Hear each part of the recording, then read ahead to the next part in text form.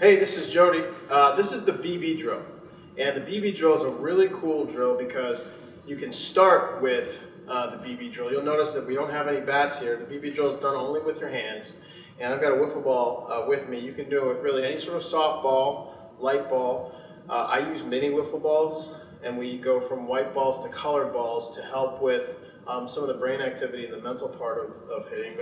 But what we do here with the BB drill is very simply, you're going to have the feeder underhand toss, and you're going to have the hitter in front, and the hitter's going to take his top hand, and he's going to come straight to the baseball like that. So you want to toss sort of to the inside part of the hip and a little bit up, so you can take that top hand and go straight to the ball, whatever's being tossed.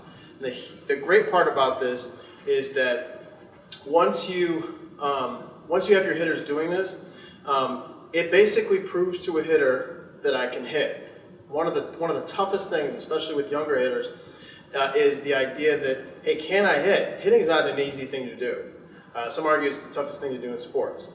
I would agree with that. And the BB drill is very effective because it proves that you can hit. If you can get your hand to go where the ball is and go through it aggressively, not even necessarily catch it, but if you go through it aggressively, be able to bring your top hand to the baseball, you can say to a kid, this proves you can hit because the bat goes where your hands go, okay? So from that point on, once a player knows the BB drill, and once he does it successfully a few times, you can say to a player, hey, you can hit. So from this point on, we're gonna operate under the impression that you can hit, under the belief that you can hit, because we just proved it.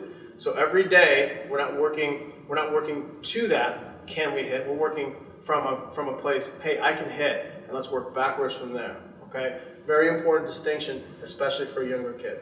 The BB drill looks something like this.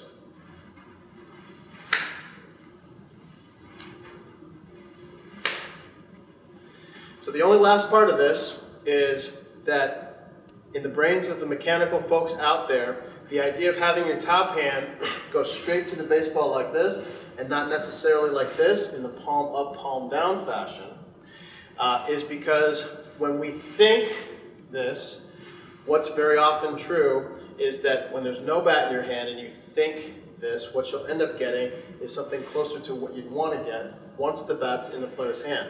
If you practice this with no implement in your hand, with no weight in your hand, what'll end up happening is you'll get an upside down uppercut once that hitter has a bat in his hands, which has some weight to it, and all of a sudden he'll be under everything, okay? So unless you're mega strong, this is the way you want to train without the bat to get this sort of focus and this sort of action once the player has a bat in his hand. That's the BB drill.